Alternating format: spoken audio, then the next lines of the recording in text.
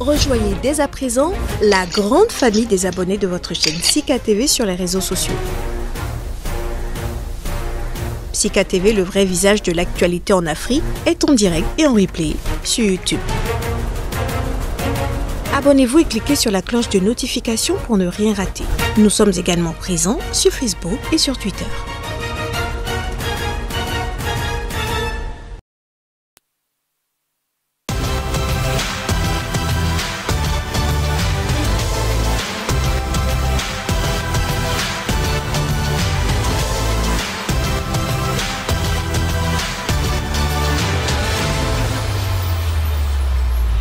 Bienvenue à tous. Une levée de fonds pour soutenir les victimes des violences électorales de 2019 et 2021. C'est l'initiative qui fait beaucoup parler d'elle ces jours-ci.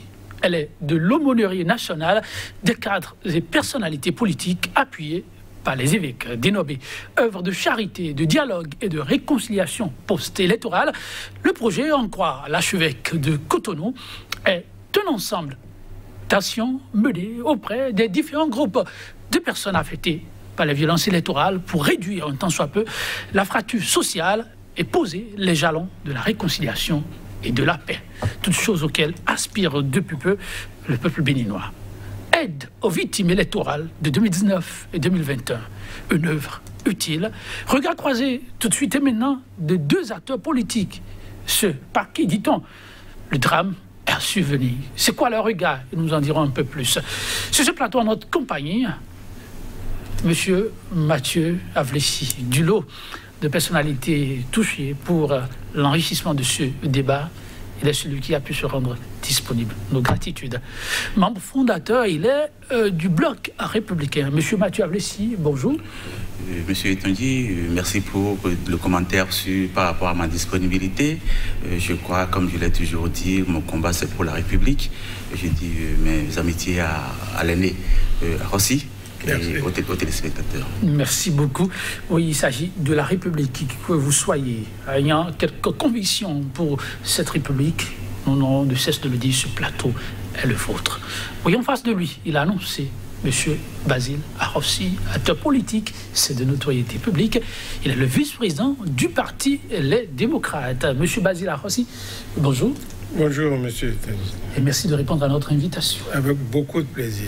Alors, avant d'entrer dans le vif du sujet, avec la permission des téléspectateurs, vous me permettez, qu'est-ce qu'elle est devenue, la résistance nationale? Merci.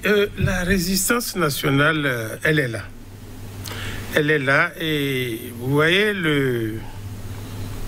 toute l'énergie que le régime a déployée pour disperser ou tenter de disperser les acteurs de la résistance nous a confortés dans notre choix et dans notre méthode de travail. C'est vrai qu'à ce jour, elle est affaiblie par beaucoup de membres hors du territoire, beaucoup de membres en prison, mais elle est là et se reconstitue. Voilà ce que je peux vous dire. C'est ça. Ce n'est pas faute de stratégie. Une façon de se protéger que de dire qu'elle est là. Se protéger contre quoi? Même si vous vous protégez, les gens peuvent casser et aller vous chercher. Donc, moi, je ne me protège pas. Je dis les choses comme elles sont. La résistance est là. Et vous avez observé la dernière entrée politique de Les Démocrates. Les réunions se poursuivent, les choses continuent. Okay. Merci pour la précision. Oui, la nouvelle, depuis peu, fait réagir. Une initiative pour penser à tous ceux-là qui ont été victimes des violences électorales, mais pas que de 2021. On remonte jusqu'à 2019. Le politique que vous êtes, M. Avlessi, à l'annonce de cette initiative, quelle aura été votre réaction? Merci, M. Etonji, qu'il vous souvienne que mes derniers passages sur votre plateau ici, depuis le décryptage du discours du président de la République à l'occasion de 61 ans de notre indépendance, jusqu'à mon appel à la paix et à la cohésion sociale, en passant par la sortie du médiateur de la République, j'ai toujours dit, je persiste pour dire que la gouvernance actuellement est dans un élan de pacification. Et donc je suis confortable dans l'appel lancé par le clergé qui demandait à chacun d'aller puiser dans nos ressources intérieures de bonté, de paix, de conversion, pour qu'ensemble on regarde dans le chemin de la pacification de la vie que nous avons annoncé par le passé ici. Parce que, vous savez, je dis, pacification, c'est une conséquence des intrigues. Je l'avais dit ici, des intrigues politiques. Vous avez dit que, acteurs politiques que nous sommes, c'est du fait de nos intrigues qu'il y a des gens aujourd'hui qui subissent les conséquences. Et il y a des vagues de conséquences, il y a des niveaux de ces conséquences-là. Et le clergé s'attaque particulièrement au niveau le plus bas.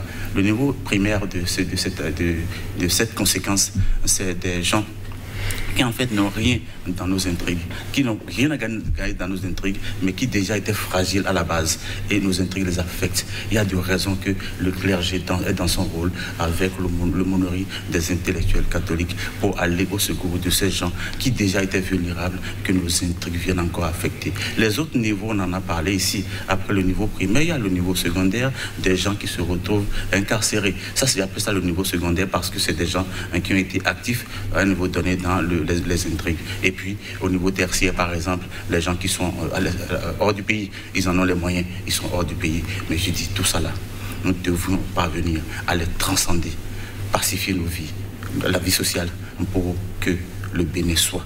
Parce que je dis, le combat que moi je mène particulièrement, c'est le combat pour le Bénin, le développement du Bénin. Mon combat est transversal. Et je voudrais exhorter tout le monde à cet élan, à cette invite du clergé pour que, au plan social, nous soyons et au plan politique, nous ayons une certaine cohésion pour le développement du Bénin.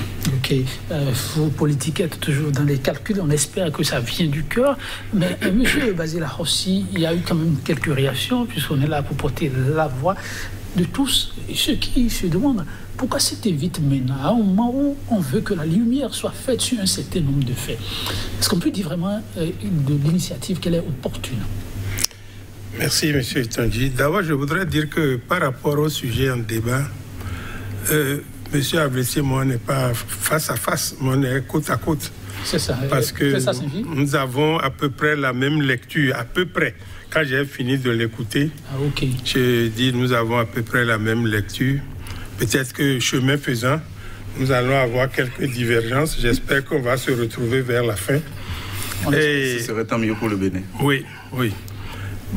Moi, je crois que depuis 1990, nous avons commencé à avoir un autre regard sur le clergé.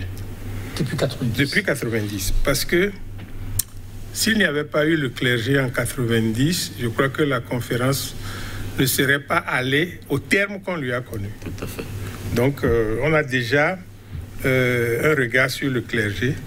Et je dirais que le clergé s'est un peu dissimulé pendant un moment, mais il fait bien de réapparaître. Il fait bien de réapparaître parce que le pays a besoin du concours de tout le monde, de tous ses fils, mais notamment de ceux qui sont une force morale. Il a besoin de... Donc, je pense honnêtement qu'il n'y avait pas un délai à indiquer pour mener l'action que le clergé a déclenché. À tout moment, cette action était la bienvenue. Je l'aurais même peut-être souhaité plus tôt. Mais je crois que à présent qu'ils se sont lancés dedans, je pense, de mon avis, qu'il faut les accompagner. Il faut les accompagner. Il faut les accompagner. Parce que le pays en a besoin. Vous percevez ça comme une perche aux acteurs politiques qu'on n'aura pas forcément beaucoup vu sur ces dossiers-là? Oui. La raison pour laquelle je pense qu'il faut les accompagner, contrairement à d'autres, moi je les prends pour des gens neutres. C'est ça. Je les prends pour des gens neutres. Et c'est vrai que ils en parlaient, mais on ne les a pas écoutés. Les oreilles indiquées ne les avaient pas écoutés. Bon, maintenant que je trouve que tout le monde est débordé là, par ce qui nous arrive, et il vaut mieux les écouter. Et si ça a commencé à émerger, si ça a commencé à prendre corps, c'est certainement parce que les oreilles les plus dures qui ne voulaient pas écouter ont commencé à écouter. Et moi, je ne voudrais pas qu'on fasse d'arrière-calcul. La période n'est pas bonne, on veut faire la lumière sur certaines choses. Même ceux qui veulent faire la lumière, ils savent ce qui s'est passé. Bon, moi je crois qu'il faut les accompagner. C'est mon point de vue. Et j'ai même lu dans Matin Libre qu'ils ont commencé à faire des levées de fonds. Je n'étais pas au courant. Sinon, j'aurais donné les 1000 francs que j'ai à mettre dedans, j'aurais donné.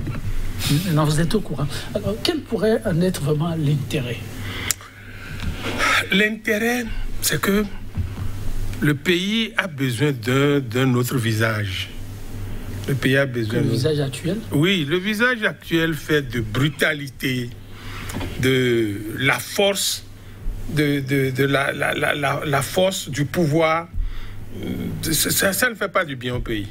J'ai vu le chef de l'État sur, je crois, France 24 et RFI. Oui, ça faisait un peu trop d'exhibition de muscles. Le pays n'a pas besoin de ça. Le pays n'a pas besoin de ça. On a besoin de s'asseoir pour parler.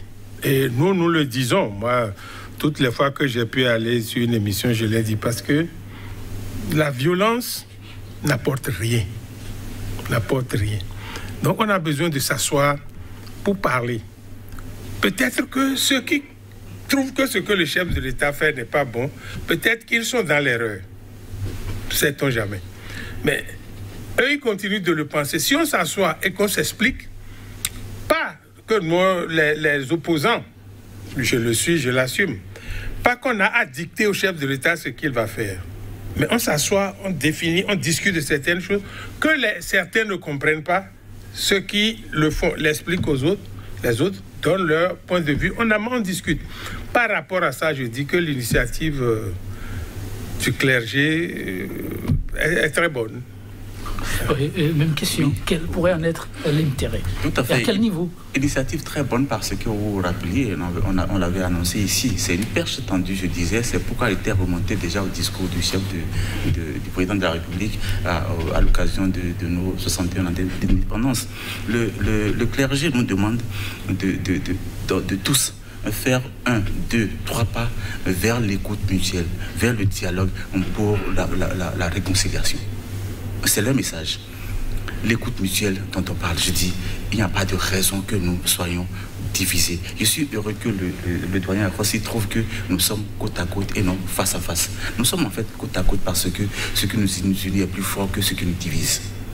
Vous avez, vous, politique, l'impression vraiment, ou c'est un fait, que l'écoute mutuelle n'existe pas? Oui, je dis parce que, puisque moi, de ma position, j'ai observé qu'il y a des perches tendues et que les gens ont refuté. Vous vous rappelez ici que des gens ont refuté. J'aurais souhaité qu'on s'écoute. Et qu'on essaie d'aller au fond de ce que nous disons.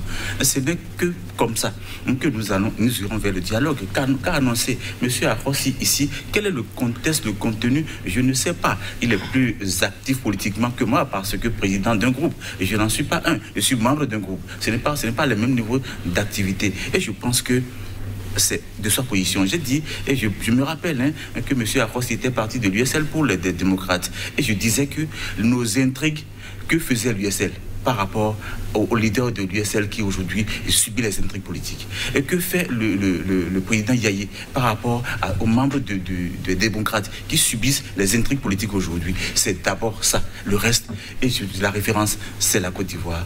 Gbagbo et Ouattara ont fait de la paix. La conséquence, c'est qu'aujourd'hui, beaucoup de victimes des intrigues entre les deux se retrouvent aujourd'hui pacifiées. Dehors, on retrouve leur liberté, on retrouve leur famille et peut-être leurs emplois. On peut survivre et faire vivre leur famille. C'est très important, c'est déterminant. Le Bénin en a besoin et je pense que nous avons besoin de nous écouter pour aller à ce terrain. Une fois encore, vous allez en hauteur. Vous partez de grosses figures de la classe politique béninoise. Mais le clergé est allé complètement en bas. Là, en quoi partie de la base pourrait-elle contribuer à tout ce qui a été énuméré, dialogue, réconciliation, paix, réconciliation? Je vous ai dit que les vagues des conséquences des intrigues, c'est le niveau primaire. Le niveau primaire, ça, c'est le clergé qui subit la pression de cette couches de la société. Ah bon, le clergé? Le clergé subit la pression parce que des gens qui déjà étaient vulnérables se sont trouvés perturbés dans leur vulnérabilité. Ils se rabattent sur le clergé pour leur survivance. Et là, qu'est-ce qu'il faut faire? Ils en ont, ça leur pèse sur les bras, alors ils nous appellent au secours pour accompagner déjà ça. Ça, c'est le social, c'est la paix sociale. Et je crois que le clergé est dans son rôle. Le monsieur Akossi a dit, en 90, on n'aurait pas pu réussir la conférence si on n'avait pas père à son âme, Feu de Souza, qui prenait le lead de cette initiative-là. Parce que c'est d'abord de la société qu'il s'agit. Le reste vient après. Nos intrigues, c'est des détails. C'est des détails parce que nous savons ce qui nous oppose. Ce n'est pas le peuple qui nous oppose. Le peuple a besoin de la paix pour sa vie, pour sa survivance. Et donc, le clergé est dans son rôle de pacifier la vie sociale, pour que, en bout de ligne, nous, politiques, nous entendions pour gérer la société. Ils ne sont pas à ce niveau. Alors, la démarche, disiez-vous, elle ne date pas de maintenant. Il s'est fait qu'hier, pour reprendre autrement votre expression, qu'il n'y avait pas eu d'oreille disponible. Monsieur Avlessi a dit la même chose, il n'y a pas eu d'oreille disponible. Puisqu'il est question maintenant d'aller de l'avant. L'oreille non disponible, était à quel niveau? Merci. Avant ça, je voudrais, parce que M. Avlessi a beaucoup insisté sur la perche tendue, je veux savoir qui a tendu la perche, à quel moment. C'est la gouvernance. Depuis je l'ai annoncé depuis la gouvernance. Depuis l'annonce, depuis le discours du président de la République, qui a, je disais donc, ça, permettez-moi de me répéter, a mis au cœur de son discours l'hymne national. C'est la fibre qui nous unit vraiment. Et donc, c'est la perche déjà tendue. Et puis, j'ai dit, je suis passé par là pour dire, vous n'étiez pas là, la sortie du médiateur de la République vers Tchaourou et tout ça, c'est des perches tendues pour que nous nous écoutions, pour que nous nous parlions. Commençons d'abord par nous parler, puis le reste viendra par la suite. Mais qu'on refuse déjà ça, ce n'est pas normal. Voilà un peu ce que j'appelle je dis ça parce que je ne sais pas si des gens ont vu la perche et ont refusé de saisir. Parce que le médiateur de la République, dans sa sortie vers Tchaourou, je ne sais pas en quoi ça sort de son cadre. Quand on parle de perche tendue, c'est peut-être parce que c'est un geste auquel on ne s'attendait pas. Mais le médiateur de la République, il est supposé être neutre, même si nous savons qu'il ne l'est pas. Alors, et c'est de ce qu'il s'agit parce que nous savons qu'il n'est pas neutre. Et qu'il ait fait ça, ça veut dire que c'est une perche tendue. C'est ça la conséquence. Oui, mais je veux libérer votre pensée. Ça veut dire qu'il y a quelqu'un qui utilise médiateur de la République, tout ça. Il est dans son rôle, mais vous saviez, vous et nous savons qu'il ne prend pas des décisions de façon unilatérale. Même pour aller rendre visite, il faut qu'on le lui demande. Parce qu'il est allé là-bas dire qu'il est venu de la part du chef de l'État. Bon, la République, c'est pas ça. Une institution, c'est une institution. Il faut que les institutions aient une petite liberté. C'est pas le débat qui nous unit là. Mais c'est la perche qui vous préoccupe. Parce que l'histoire de perche, ça revient de plus en plus. Et j'entends dire que on tend la perche et qu'il y a une certaine opposition radicale qui refuse la perche. Ce n'est pas vrai. Et c'est un peu ce que je vous reproche. Oui, mais moi, le clergé vient de tendre encore la perche. Allons déjà regardons dans ce sens. Moi j'ai déjà salué ça. Mais ce que les gens disent, mais allez sur YouTube quelque part, vous verrez, mais toutes mes dernières sorties, j'ai appelé au dialogue. Maintenant, les gens qui ne veulent pas le dialogue. Qui sont ceux-là qui ne veulent pas le dialogue? Mais il n'y a que deux camps. Il y a l'opposition et la mouvance. Si quelqu'un appelle au dialogue, et qu'on dit que quelqu'un ne veut pas, ça ne peut être que l'autre camp. Parce que... Donc c'est la mouvance qui ne veut pas. Bien sûr. Mais bien sûr. De la mouvance, il dit non, il est à quel niveau de décision? Il vous a dit qu'il n'est que membre d'un groupe.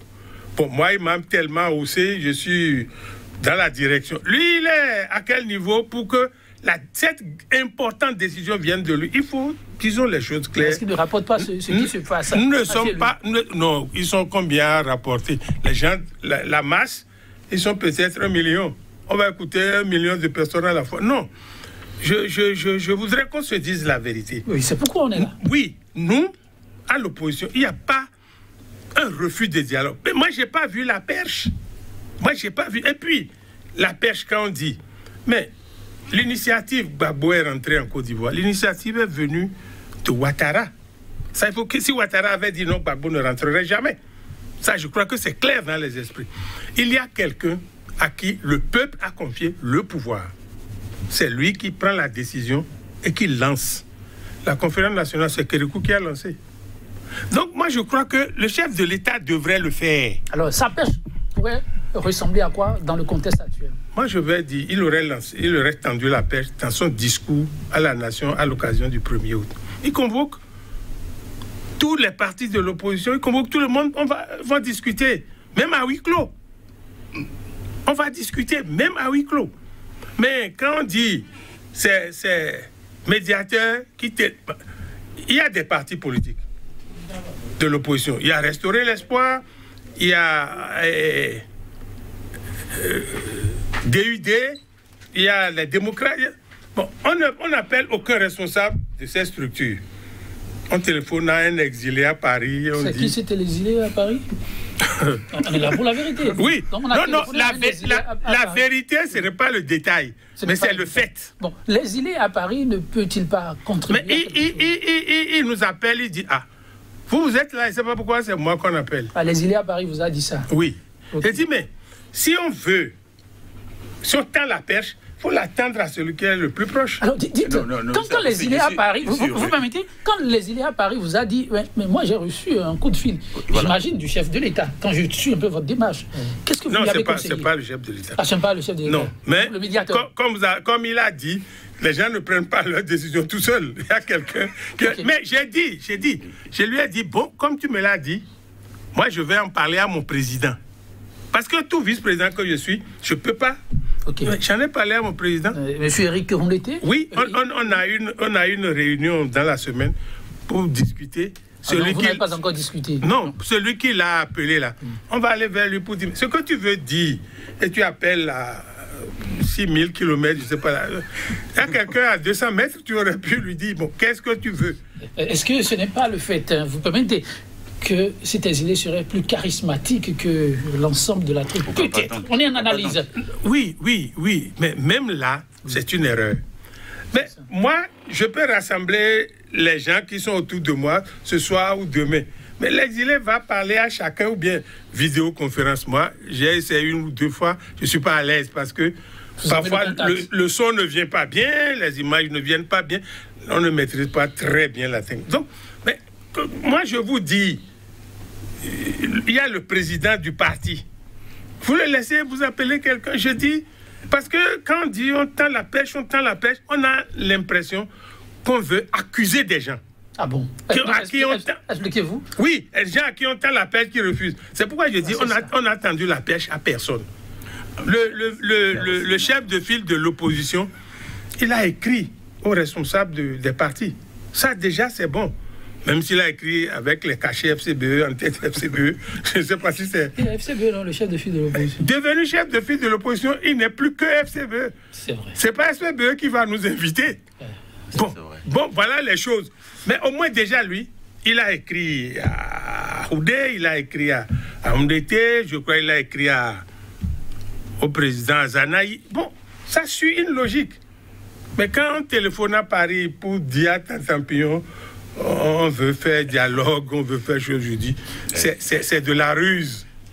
Oui, mais là, quand les politiques en sont toujours dans le doute, M. Avlissi, est-ce que le peuple béninois ne risque pas d'attendre encore très longtemps? Monsieur Tongi, c'est un peu le reproche que je fais à nos amis d'en face, parce que le doyen Arossi vient de reconnaître qu'on a appelé quelqu'un dans le sens de ce que nous disons. Donc il y a perche tendue. Mais non, que ce soit lui qui soit identifié ou d'autres personnes, le plus important que vous preniez la perche et que vous fassiez, vous jouez votre partition. Oui, Gbagbo et Ouattara a dû demander faire la paix avec Gbagbo. Il y a eu des intermédiaires. Vous êtes les intermédiaires. Si entre-temps je vous ai ici à un niveau donné que je me... C'est dans un élan d'humilité. Je ne voudrais pas me mettre à un niveau où, officiellement peut-être, mais je sais le niveau d'intervention où je suis dans le bloc républicain. Je ne voudrais pas m'exposer particulièrement. C'est pourquoi je me suis dit, je suis membre fondateur et je m'en tiens simplement à ça. Sinon, je pourrais même me dire porte-parole du bloc républicain. Je suis dans un élan d'humilité, monsieur Arossi. Vous avez reconnu que quelqu'un a été appelé, qui vous a appelé et ainsi de suite. S'il vous plaît, tendez la perche. Les couloirs sont là. Il y a le clergé, il y a le médiateur. Il y a pour que vous jouez votre partition parce que c'est de ça le peuple a besoin. Qu'on interprète. Il n'y a pas perche. On ne voit pas. On n'a pas appelé. Vous avez reconnu. On a appelé, s'il vous plaît. tenez la pêche et avançons. Le Bénin en a besoin, le peuple en a besoin, les plus vulnérables en ont besoin. Alors, M. Ablessi, si vos vis-à-vis voudraient un peu de considération, on peut dire que c'est aussi de leur droit. Est-ce que, de votre position, vous pourriez dire un petit mot au médiateur, une petite adresse au président du parti, pourquoi pas? Parce que quand on se sent aussi frustré, on n'imagine pas l'ampleur des dégâts. Oui, je peux comprendre. Je peux comprendre. Le médiateur, c'était sa première sortie, Tchaourou et autres. Il vient d'arriver, il a sa feuille de route. Et je crois, ce qu'il a fait à Tchaourou, c'est un pas, qu'il fasse le pas de plus parce que le clergé nous a demandé de faire 1, 2, 3, plusieurs pas pour que nous allions vers l'entente, vers le dialogue. C'est de ça le peuple a besoin et le médiateur est dans ce rôle-là, que ce soit avec le départ vers l'opposition ou vers la mouvance, qu'il fasse les pas possibles, tous les pas nécessaires pour que le dialogue soit, pour que la paix s'instaure en sol. Alors, ma question à présent, et je ne sais pas si vous l'avez oublié, je peux la rappeler. Rappelez là, mais je vais faire une mise au point. Faites alors votre mise au point. Oui, mais j'ai dit, nous sommes entrés dans un système de réforme partisane avec beaucoup de bruit. Mais les partis sont nés. C'est vrai que nous avions dit qu'il y en avait trop, il fallait réduire l'espace. Mais je crois qu'aujourd'hui, il y en a au moins 10 qui ont leur récépissé. Ça ne dépasse pas ce qui existait. Quand les gens vous disent qu'il y avait 200 partis, c'est faux, ils mentent. Il y en avait des formations régulièrement. Il y en avait une dizaine. Il y en avait une dizaine. Aujourd'hui, on a déjà atteint le même chiffre. Ça, c'est la première. La deuxième remarque, c'est que si on veut faire la réforme du système partisan, il faut donner un contenu à la réforme. Moi, on ne peut pas, même vice-président du parti, on ne peut pas m'appeler pour un problème qui concerne le parti. On ne peut pas m'appeler. Si les gens se trompent et font ça, ils ne sont pas dans la vérité. C'est ça. Ils ne sont pas dans la vérité. Mais Eric Moureti est très connu. Houré, connu. Ne parlons pas d'Azanaï. Mais alors, on laisse. Et puis, je ne vous ai pas dit celui qu'on a appelé là-bas. Non. Mais on est resté dans les suppositions. Non, oui. Mais lui, qu'est-ce qu'il avait à voir dans ça? Vous êtes sûr qu'il n'avait rien à voir? Mais j'ai parlé avec lui. C'est pourquoi il a dit, il a orienté. Alors, si des gens qui disent qu'on veut la réforme, tout ça, et puis on laisse les présidents parce qu'on ne veut pas leur parler. Si on ne veut pas leur parler, pourquoi on parle de perche? Moi, je ne sais pas si j'arrive dans un village, je dois m'adresser à l'autorité, je vais chez le chef du village. Ça, c'est vrai, de notoriété publique. Bon, mais je ne peux pas... Mais au même moment, oui. M. Basila Rossi, oui. Vous ne considérez pas que ça peut être aussi une erreur dans les démarches? Vous voyez, par exemple, vous avez souligné tout à l'heure, le chef de file de l'opposition, qui, vous l'avez souligné, a posé un acte très positif, oui, en saisissant chacune des formations. Mais il se trouve que, sur l'entête, on a vu FCBE. Vous imaginez que c'est une erreur? Alors, dans le cas d'espèce, qu'est-ce qu'il vous dit? Est-ce qu'il a déjà un autre cachet? Est-ce qu'il a même un siège? Est-ce qu'il a même un siège chef de... Parce qu'il demande qu'on vienne à la réunion à FCBE. Oui, on entend ça. Non, c'est pas faisable parce que... Mais vous connaissez dans quelle situation ils ont créé ce FCBE-là? Les plaies ne sont pas encore cicatrisées. C'est sûr. Vous voulez que un ancien FCBE qui est resté, qui n'a pas suivi, se déplace pour aller chez les nouveaux FCBE? Non, ça dit, faisons bien les choses. Faisons bien les choses pour qu'elles se terminent bien. Comme l'a dit M. Ablessi, pour le bien du pays. Pour le bien du pays. C'est ces choses-là, on a l'impression que nous trichons avec nous-mêmes. La perche, moi je crois que ce n'est pas nécessairement que le chef de l'État va appeler les démocrates, appeler restaurer l'espoir.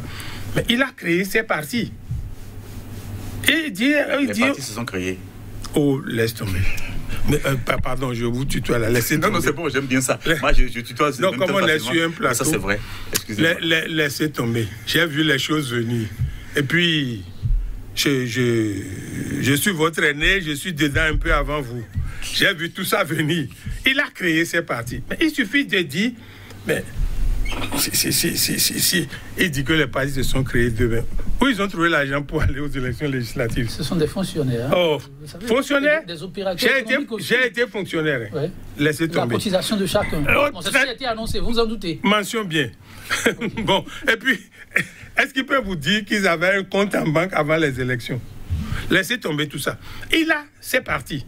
il appelle le président d'un parti, il dit, voyez-vous, entre vous, les partis là, opposition, mouvement, centriste, parce que je crois que quelqu'un dit qu'il est centriste. Oui, mais il n'est plus centriste désormais, je crois. Je le vois de plus en plus appuyé vers la rupture. Non. Bon, comme on dit, c'est difficile de s'éloigner du marigot. C'est ça. Qu'ils appellent entre eux, qu'ils commencent déjà pas à se parler. Parce que l'initiative doit venir de ceux qui tiennent le pouvoir. C'est ça. C'est ça. Et la seule fois qu'ils ont tenté... monsieur aussi. Oui. Il y a l'appel. Il y a l'appel de l'opposant qui a été appelé pour que le... comment on appelle s'installe. Non. Quand on va à Agbanzoum, on ne prend pas un bateau. Quand vous allez à Agbanzoum, vous prenez un taxi, vous traversez à la table, puis vous allez... Vous voulez parler avec l'opposition, ceux qui ne disent pas la même chose. Mais vous connaissez ceux qui sont désignés pour être porte. Moi, je veux parler avec le BR aujourd'hui. La première personne avec qui j'irai, c'est le ministre Biochane. Bon, il pourra me dire, à ce sujet, voyez avec M. Avlessi. C'est ça la démarche. Mais si je passe derrière, il y a un BR dans mon village, je vais le voir, je dis, bon, alors je vous tends la perche et on fait comment? Non! C'est de l'hypocrisie. Et on dit partout qu'il y a une opposition radicale qui refuse la pêche tendue. Vous dire officiellement qu'il n'y a pas d'opposition radicale. Regardons les téléspectateurs, M. Basile Ahossi. Mais où sont les spectateurs? Je vais les regarder. Non, ils sont là. Oui. Mais c'est quoi radical? C'est parce qu'on dit toute la vérité qu'on est radical. Parce que je dis, le débat qui nous a amenés là, ça fait que M. Avlessi et moi, on est côte à côte. Mais là, le développement qu'on fait, on est en face. Il n'y a pas de problème, allons-y. Oui, c'est pour la manifestation de la vérité. Parce que être radical, c'est quoi? C'est dire toute la vérité. Parce que si ce qu'on fait est mauvais, il ne faut pas empêcher les gens de parler du mauvais. Si c'est ça le radical, mais moi je suis opposant radical, si c'est ça. Mais je ne prendrai jamais les armes, même une arme blanche, pour faire mon combat politique. Encore moins les Kalachnikov. J'ai été militaire. Je sais les dégâts que ça peut causer. Et puis, la balle qui part, on ne sait pas qui elle va atteindre. Et puis, quelque part, les familles, là, il y a toujours un cloisonnement, on finit par se retrouver. Donc, je crois que, comme on le dit là, quand le chef de l'État a reçu France 24, j'ai dit « Ah, je ne pardonnerai pas, je ne ferai pas ça, je n'amnestierai pas. » Non. Il faut rappeler aussi que c'est au moment où c'était encore, la braise était encore bien fumante. Le contexte actuel n'est pas le contexte de cette déclaration. Oui, mais que lui-même parle, s'il a pu sortir des choses aussi... La vie est dynamique, plusieurs aussi. Non, je ne dis pas non, Oui. Et s'il a pu sortir ces choses et qu'aujourd'hui, le contexte a changé, mais qu'il nous parle. C'est tout ce que je dis. Alors, parce que c'est lui que nous avons élu. C'est lui qu'on a élu. C'est lui, quand moi, je n'écoute plus, je ne regarde plus RTB. Ah, pourquoi? Et pourtant, vous êtes un contribuable. On me prélève ça, c'est ça mon avis. Mais le jour où on me dit que le chef de l'État veut parler, je prends. On n'a pas entendu Ouattara parler avant qu'il y ait la rencontre entre Gbagbo et lui. Donc, il y a des... Ça, c'est entre deux, ils se sont parlé. Ça, c'est entre deux. Ici, attendez. Donc, il y a des acteurs qui ont facilité les choses. Ici, c'est affaire de groupe. Acteur que vous êtes. Non, mais moi, je n'ai pas été désigné par les démocrates pour aller discuter. On va avancer avec votre permission pour ne pas rester sur le même sujet. Monsieur Avlessi, dites, serait-ce possible de demander au chef de l'État, vu qu'il y a quand même ces acteurs qui voudraient bien l'entendre, est-ce qu'on peut demander au chef de l'État peut-être une petite adresse à leur niveau? C'est possible dans le contexte actuel pour pouvoir passer à autre chose? Il a déjà entendu ça. Il a entendu. Mais il faut contextualiser. Parce que il y a le canal par lequel ça devrait pouvoir passer. Ne lui demandons pas d'aller à la télévision, dire voilà, non, venez. Mais il y a des canaux qu'il connaît, qu'il doit pouvoir emprunter. Je crois qu'il nous entend. Il va les emprunter très prochainement pour que cela soit. C'est ça que j'ai dit, qu'il appelle les ressources de ces partis privés là et qu'il... On attend de voir ce que les prochains jours... J'ai donné un exemple. Merci beaucoup pour quand même la disponibilité. Mais M. Basile Ahossi, on découvre sur ce plateau, il n'y avait vraiment pas de doute là-dessus, que les politiques sont l'épicentre de la solution ou pas à la crise, si on peut parler en termes de crise, parce qu'il y en a encore qui disent qu'il n'y a pas de crise au Bénin. Ça encore, c'est vous les politiques. Mais il y a une souffrance manifeste quand on suit bien le clergé. Alors le clergé qui ne prend pas le bas, Et vous qui en haut, vous n'arrivez pas à vous entendre sur les chemins empruntés et autres, est-ce qu'on pourra sortir de l'auberge, d'après vous? Bon, je suis heureux d'entendre M. Ablessi dire que le chef de l'État va faire, parce que j'ai pas aimé, j'ai pas le devoir d'apprécier le chef de l'État. Mais le ton avec France 24 et RFI, c'était pas rassembleur. Maintenant qu'il a dit que les choses ont évolué, j'espère que le chef de l'État il trouvera la formule. Oui. Moi, je ne demande pas au chef de l'État d'aller à la télé et dire hey, les gars, venez. Non. Comme j'ai dit tout à l'heure, il dit aux responsables des partis là, appelez les autres présidents de partis, discutez entre vous, faites-moi le point, je vais voir ce qu'on va faire. Oui, je crois que ça là, c'est lui qui doit le faire. Ça doit venir de lui. C'est lui qui a le pouvoir. C'est lui qui représente tous les Béninois. Il doit le faire. Il doit le faire. Et il connaît à qui il doit parler. Moi, comme je l'ai dit, celui à qui on a parlé, lui-même était surpris. Il était surpris, il dit, oh, moi, qu'est-ce qu'il y a? Qu'est-ce que j'ai à faire là-dedans? Bon, donc je dis... Vous avez pris ces propos pour agent comptant? Oh, je le connais. Il ment pas. Il ment pas. Et puis, quand on veut mentir, c'est pour gagner quelque chose. C'est ça. Je peux vous dire, je ferai un mandat. Monsieur Ablessi, il paraît, hein, vous allez, monsieur aussi plutôt, vous avez une expérience certaine, mais il paraît que le mensonge, c'est plutôt le quotidien des politiques. Et il y en a qui font la différence. Peut-être parce que moi, je ne sais pas mentir, parce que, je vais vous le dire, je suis catholique, très catholique. J'ai été élevé par les prêtres. Okay. Et quand je mens, il faut que j'aille me confesser. Ça, c'est vous, ça? Oui. Donc, moi, ça ne peut pas être tous les... Et puis, bon, je parie que M. Ablessi ne ment pas. Que même s'il doit mentir, il ne doit pas être très à l'aise dedans. Bon, donc, c'est heureux que je sois aussi catholique, parce que si je mentais, j'aurais fait la même démarche. Bon, donc, tous les politiciens... Mais les politiciens qui en font une profession, qui ne veulent vivre que de ça, ils sont obligés de ne pas être toujours sur le droit chemin. Je parie que M. Ablessi a son métier, il le pratique, et puis bon, et le reste, il réfléchit pour trouver des solutions aux problèmes de la République. Bon, moi, j'ai été fonctionnaire, je suis à la retraite, je ne suis pas riche, mais je ne suis pas pauvre. Donc, mentir, non, mais il y en a qui mentent. Ok. Donc, vous croyez aux propos de l'autre? Ah, je crois. Qui se demande pourquoi on l'a appelé. Je crois invinciblement. Alors, il y a une évidence aussi, ces populations qu'on voit parfois dans la rue, quand ça ne va pas, ils le font souvent en écoutant les politiques. Parfois, c'est leur conviction intime. Je vais me retourner d'abord vers M. Ablessi, ensuite vers vous. Est-ce que les politiques que vous êtes, voilà le clergé qui va vers eux, est-ce que vous avez commencé une sorte de sensibilisation pour éviter cette fracture sociale dont parle le clergé? Merci, monsieur Gétodi. Je pense que c'est ça. Hein. Nous, politiques, nous manipulons le peuple. Nous surfons sur la misère des autres, ce qui n'est pas toujours normal. Et c'est pourquoi je dis la précarité de ces affectés primaires pèse sur le clergé aujourd'hui qui nous appelle au secours. Je dis, il n'y a pas que. Ça, c'est le niveau premier. Il y a le niveau secondaire. Des gens qui sont allés à l'école jusqu'à un niveau donné, qui pensent qu'ils savent tout, qu'on manipule aussi. Et c'est eux, la plupart de ceux qui sont dans les prisons, il y en a plus, hein, qui sont dans les prisons de façon totalement, excusez-moi, stupide. Donc, nous devrions travailler à éduquer notre peuple. Okay. Et parce que ceux-là qui manipulent n'ont pas leurs enfants parmi ceux qui sont là-bas. Alors, depuis ces événements, est-ce qu'il y a un travail qui a commencé à ce niveau? Moi, je crois que je suis en train de réfléchir à mettre sur place un plan de communication pour le compte de mon groupe, pour que nous fassions prendre conscience à nos acteurs à la base. Et si on n'est pas d'accord, exprimez-vous. Ne vous laissez plus manipuler. Et ça peut être mal vu par mon parti, mais je réfléchis déjà là. Je vais faire la proposition. Je ne sais pas ce que ça va donner, mais je vais faire la proposition parce que ça aussi, je suis comme une communicant sociale et je sais que ce que nous faisons là, ce n'est pas bien. Ça ne fait pas le développement. Il faudrait que ça se corrige. Alors, une démarche pour aller au dialogue, à la paix, à la réconciliation, c'est toute la portée de la démarche. Oui, monsieur Ablessi, je vous pose la même question. Monsieur Aussi. Aussi, décidément. Sans Non, ça, c'était même pas si. Voilà, vous l'avez compris.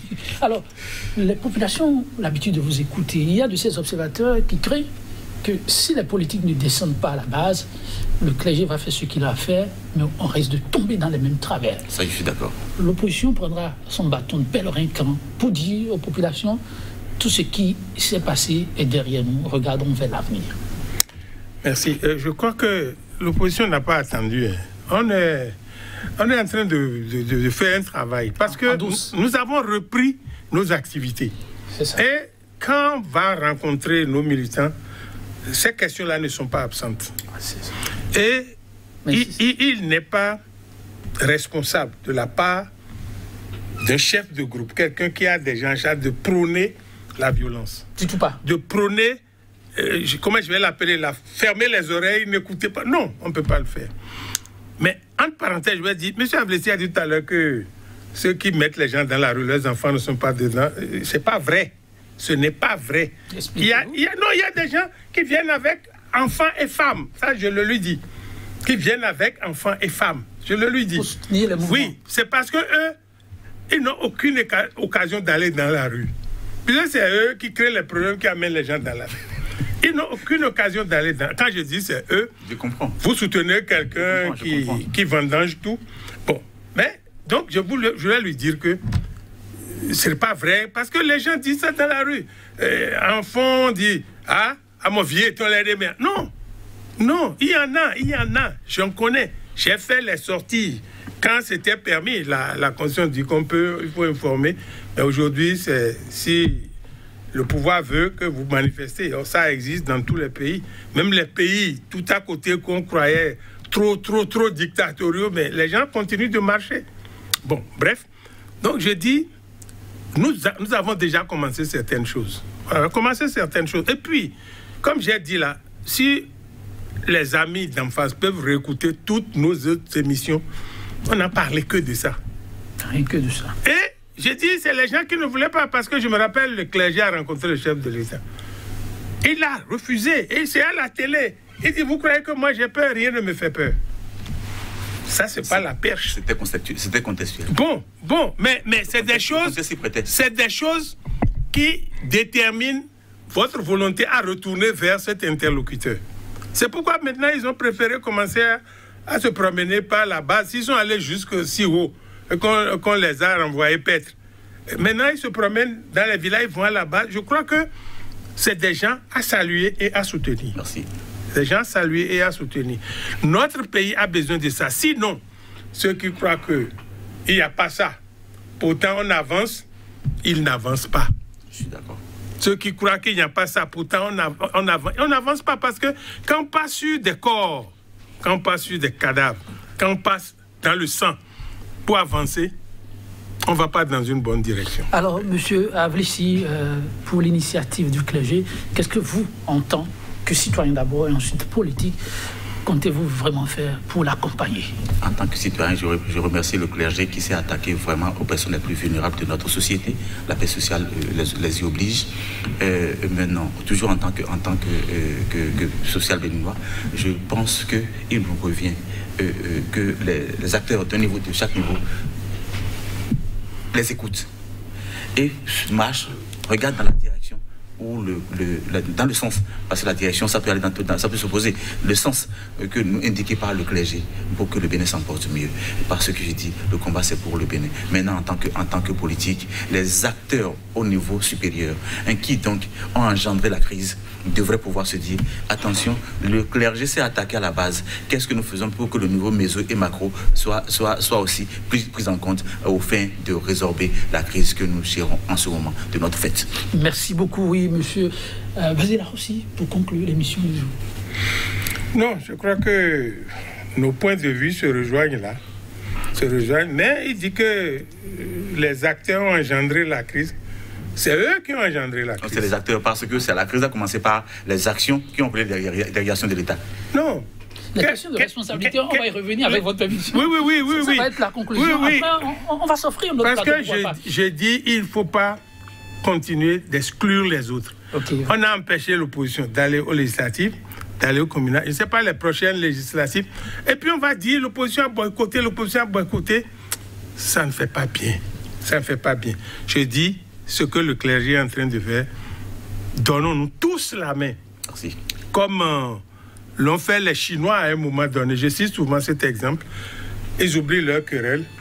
Il y a une bonne action. On se met tous derrière. On la fait aboutir. Merci à vous, chers invités, pour votre disponibilité, M. Mathieu Ablessi. À vous également, M. Basila, aussi, et chers téléspectateurs, que de gratitude pour la disponibilité permanente. Ensemble, c'est plus sûr. Et c'est sur ce mot que nous allons vous fausser compagnie.